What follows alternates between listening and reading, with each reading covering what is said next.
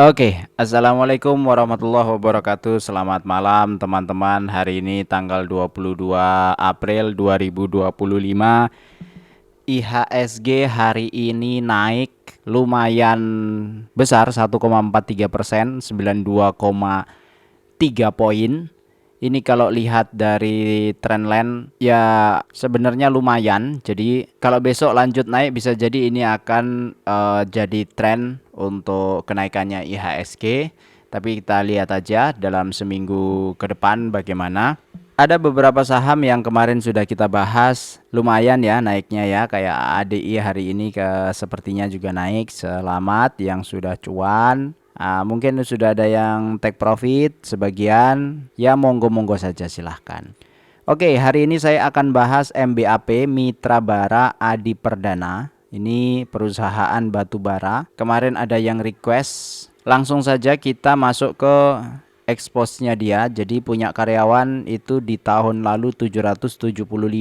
Kemudian ada beberapa penjelasan di sini termasuk tonggak sejarahnya. Jadi ini memang perusahaan batu bara ya, dari 92 kemudian 95 itu memperoleh kuasa baru ya, dan seterusnya. Kemudian mereka ada juga perusahaan bahari untuk udang, tambah udang Faname. Ini yang kemarin kemungkinan ke efek kebijakannya Donald Trump, salah satunya memang industri udang yang ekspor ke Amerika. Ini wilayah operasional di Kalimantan. Penghargaan kinerja keuangan ini nggak usah dibahas karena nanti ada kinerja keuangan yang 2024 full. Kemudian strategi perseroan ya masih terfokus ke pertambangan, diversifikasi usaha, pemanfaatan aset, pertumbuhan anak usaha. Ini ada anak usahanya untuk solar cell. Kemudian ada anak usahanya untuk perkebunan, Malinau Hijau Lestari.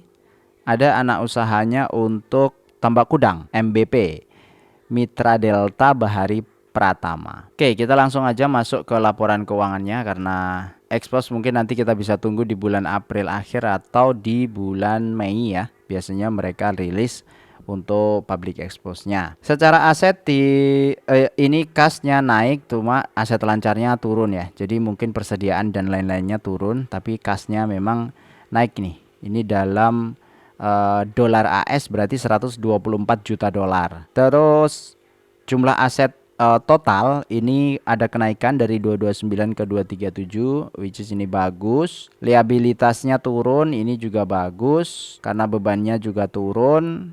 Kemudian ekuitasnya naik, liabilitas ekuitasnya naik. Pendapatan kebetulan ini pendapatannya turun ya, 217 juta dolar. Kemudian beban pokok pendapatannya juga turun sangat drastis, maka laba brutonya naik. Nah, seperti ini yang perusahaan itu kita bisa anggap cukup bagus. Kemudian laba usaha naik.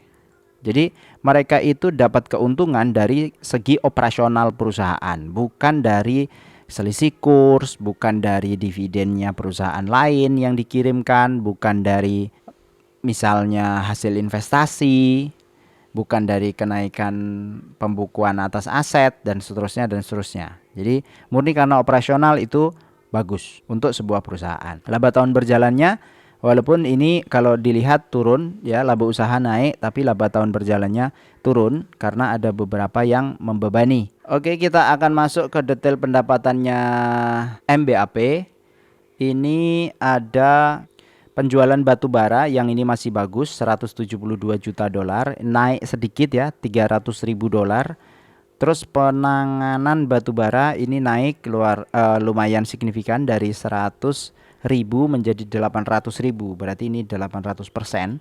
Sehingga jumlah totalnya untuk batu bara itu mengalami kenaikan. Jadi kalau kemarin kita dapat isu dia akan berubah ke tambak udang, kalau ngelihat begini ya masih jauh ya, jauh sekali. Kenapa? Karena penjualan udang ada di sini nih, 779.975 dolar. Jadi nggak nyampe 1 juta dolar, sehingga masih jauh banget dengan pendapatan dia yang 217 juta dolar. Nggak sampai 1%-nya. Jadi jelas perusahaan ini masih fokus di tambang batu bara. Lalu beban pokok saya pikir tidak ada yang aneh-aneh. Mungkin hanya ini aja yang agak menyenangkan ya, pajak bumi dan bangunan dari 8 juta dolar menjadi 2 juta dolar. Terus royalti yang turun sehingga totalnya turun nih dari 178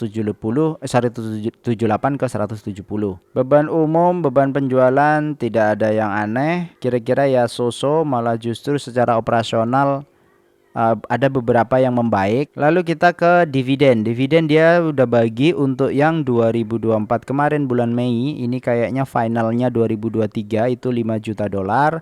Kemudian 20 juta dolar ini untuk 2023 laporan dan 80 juta dolar untuk 2023 laporan. Jadi kalau dilihat di laporan dividen memang ada 100 juta dolar yang dibagikan di tahun 2023 ini. Dan saldo di akhir 2023 periode itu sekitar 142 juta dolar. Lalu di 2024 ini bagi 5 juta dolar yang tadi ya finalnya tahun 2023. Artinya di 2024 mereka belum bagi sama sekali di laporan keuangan 2024-nya. Ini masih ada saldo yang belum ditentukan penggunaannya, ini sekitar 156 juta dolar. Apakah dia akan bagi lagi? Sebanyak apa baginya itu yang kita belum tahu. Terus tadi ada yang sedikit lupa, ini adalah struktur kepemilikan saham di MBAP. Ini ada perorangan Indonesia, ada 7 ribuan, koperasi, yayasan, perseroan terbatas, reksadana, bla bla bla, ini total sekitar 95%. Kemudian pemodal asing itu ada perorangan asing itu 0,0, badan usaha asing ada 4%. Jadi total 100%. Jadi ini sebenarnya perusahaan yang asingnya sedikit. Walaupun sedikit kalau bicara 4% ini ya, jumlah total saham 54 juta lembar. Ini kalau di market dia keluar tetap aja ambruk sahamnya. Nah, ini ada perpindahan, sepertinya ini ada distribusi. Asing keluar terus ya dari Januari 2025 sampai sekarang keluar terus. Bahkan ini ada yang naik tinggi, ini asingnya keluar jadi pindah ke lokal. Ini support itu di support bulan Maret 2020. Jadi mereka itu sudah nyentuh support 2020. Ini kalau ada yang beli masih ada yang pegang di sini nih di 10-11 ribuan. Gila ini floating lossnya bisa 87% ini floating lossnya. Nah, resikonya kita pegang perusahaan kayak gini ya teman-teman ya. Walaupun perusahaan dividen tetap aja ada risiko floating lossnya itu lebih tinggi bisa jadi. Ini memang dividennya rutin kalau dilihat 2015, 16, 17, 18, 19, 20, 21, 22, 23, 24 itu bagi dividen terus. Yieldnya kalau ngelihat di sini itu lumayan tuh dividennya. Tapi 2024 tidak ada interim. Nah, apakah di 2024 ini akan bagi dividennya dividen final? Saya nggak tahu. Nah, kita coba aja prediksikan ya. MBAP dari 2020 dividen itu bagi 473, 861, 1993 dan 309. Kalau lihat dari EPS memang ini pembagiannya cukup tinggi. Nah, yang terendah rasionya itu ada di 73 ya, dividen payout rasionya 73% itu di tahun 2021. Yang paling tinggi ada di 2020 145%. Nah, kalau kita lihat seperti ini, MBAP punya laporan EPS 2024 itu adalah 246 ya. Dengan 246 kalau kita simulasikan dividen payout rasionya ada 80%, karena dia belum bagi sama sekali jadi masih kosong, sehingga kalau dia 80% bisa jadi dia akan baginya sekitar 11% returnnya. Tapi kalau ngikutin tahun 2021 73%, return kira-kira akan 10%. Nah, kalau ngelihat harga sekarang sebenarnya sudah lumayan ya. Sudah lumayan di bawah karena ini harga yang kembali di tahun 2020. Makanya ini ada naik. Nah, mungkin kita tunggu apakah ada pullback di sini kemudian naik. Nah, berarti itu udah lumayan lah, lumayan oke. Kalau ngelihat technical yang seperti itu. Kesimpulannya ini perusahaan masih fokus di batu bara, kemudian tambah udang itu mungkin jadi selingan aja lah ya kalau untuk sekarang, tapi untuk ke masa depan bisa jadi juga cukup menarik atau menjanjikan kalau ada hal-hal tertentu di ranah batu bara yang kurang menguntungkan. Tapi kalau lihat kebijakannya Cina ini sudah membuka lagi batu bara ya, karena terpaksa perang dagang dengan Amerika, kemudian ada tekanan-tekanan yang lain, jadi dia harus efisien. Maka Cina sekarang membuka lagi pabrik-pabrik pembangkit listrik ya.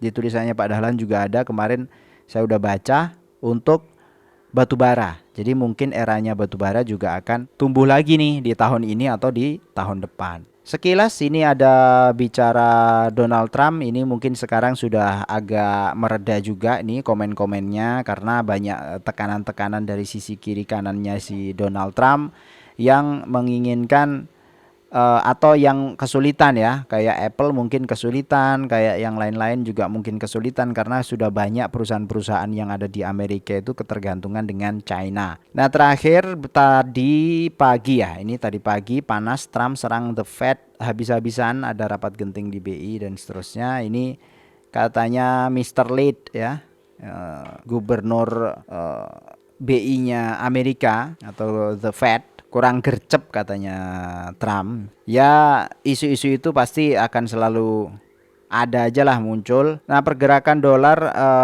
terhadap rupiah, rupiahnya melemah terus nih. Cuma kalau lihat di regional yang lain itu justru turun. Nah ini sebenarnya yang diinginkan oleh Trump ya. Kalau dolarnya turun terhadap yen, terhadap Singapura dolar, terhadap dan lain-lain ya. Tapi terhadap rupiah dia malah menguat. Ini menguntungkan Amerika untuk bisa ekspor. Jadi mungkin akan lebih murah. Ya, kalau dia turun 10% ya berarti akan lebih murah 10% secara kurs. Selisih kurs itu produk-produknya Amerika akan lebih murah. Paling itu kembali lagi perusahaan-perusahaan yang performanya bagus dan perusahaan yang punya manajemen yang baik akan tetap bagi dividen apapun yang terjadi di luar sana. Jadi kita pasti cermat-cermat memilih perusahaan mana yang bagus, perusahaan mana yang harus kita titipkan dana kita. Tetap semangat, tetap sehat. Siapa yang bisa memilih dengan tepat itu rasa-rasanya yang bisa selamat di pasar modal ya. Ujung-ujungnya satu teman-teman, praktek apapun yang ada di otak kita kalau tidak dipraktekkan itu percuma. Jadi ujung-ujungnya praktek, mau pakai uang kecil boleh, mau pakai simulasi juga boleh. Nah silahkan praktek untuk investasi ke diri sendiri dan investasi ke leher ke atas. Itu aja dari saya, terima kasih, semoga bermanfaat. Sampai jumpa lagi di video berikutnya. Wassalamualaikum warahmatullahi wabarakatuh.